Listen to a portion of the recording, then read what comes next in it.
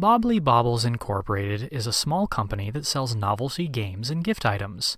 Its accounting records are currently maintained via a series of manual worksheets. Over the last couple years, the company's business has grown significantly, and maintaining the accounting books has become difficult. Barbara, the company's head bookkeeper, has decided it is time to purchase a computerized accounting system. To assist with this purchase, Barbara contacts Ron, a purchasing specialist from the procurement department. Ron decides to issue a request for proposal, RFP, to solicit companies, vendors, that sell and install retail accounting systems. A request for proposal, RFP, is a document given to prospective sellers to encourage them to bid on an opportunity to provide products or services. An RFP would not be used for all of a company's projects. Typically, an RFP is used when a company does not have the in-house expertise or capacity to produce needed goods or services. No one at Bobbly Bobbles has the experience selecting or installing computerized accounting systems. An RFP can help sellers submit proposals touting their ability to implement a state-of-the-art computerized accounting system for Bobbly Bobbles. The structure of an RFP is designed to communicate needs for specific products or services to potential sellers. The major components of an RFP are background information, statement of work, SOW, evaluation criteria, and submission requirements. Background information includes a description of the requesting organization, along with a summary of the circumstances leading to the product or service needed. For Bobbly Bobbles, the RFP's background information contains a brief history of the company, a short description of its product line, and a few snippets about the company's growth, which has contributed to the need for a more sophisticated computerized accounting system.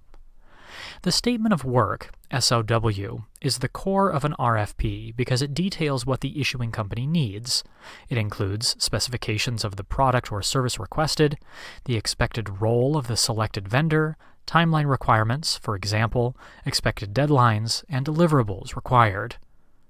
In the case of Bobbly Bobbles, the SOW contains verbiage regarding the need for an accounting system, along with associated systems, system installation, and training.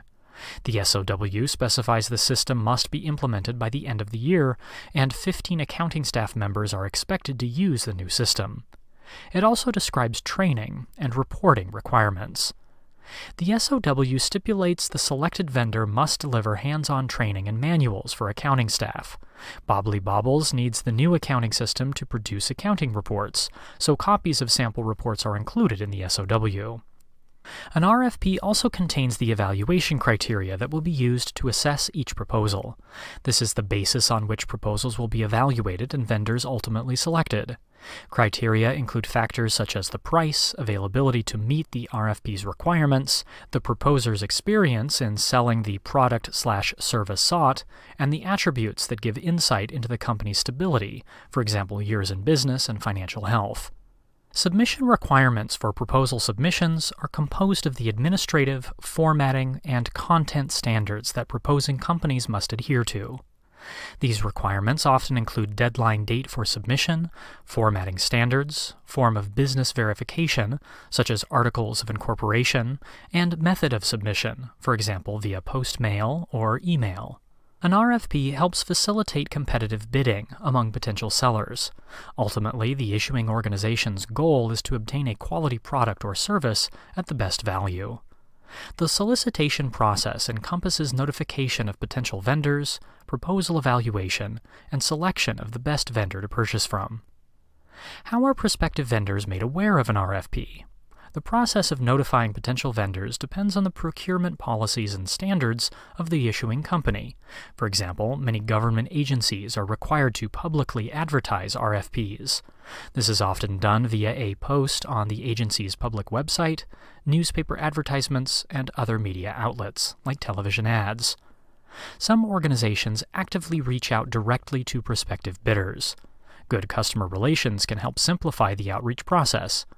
A prospective vendor that exhibits good customer relations with an issuing company is more prone to be notified when an RFP opportunity becomes available. For example, Bobbly Bobbles works with awesome accounting services for payroll processing. Ron, Bobbly Bobble's purchasing specialist, makes sure to include Awesome on his list of companies to distribute the RFP to. Once proposals are received, they are evaluated based on the criteria detailed in the RFP. Often, proposals are scored based on a weighted scoring approach to indicate the priority of each criterion. Bobbly Bobbles will evaluate proposals based on a 100-point scale, shown here. Once a vendor is selected, a contractual agreement is established, and the work of providing the necessary product or service begins. A request for proposal, RFP, is a tool used to help businesses solicit sellers when they lack the in-house capacity to produce needed goods or services. The content in an RFP includes background information, statement of work, SOW, evaluation criteria, submission requirements. The solicitation process for an RFP includes notifying vendors and encouraging them to submit proposals, as well as evaluating proposals and selecting a vendor.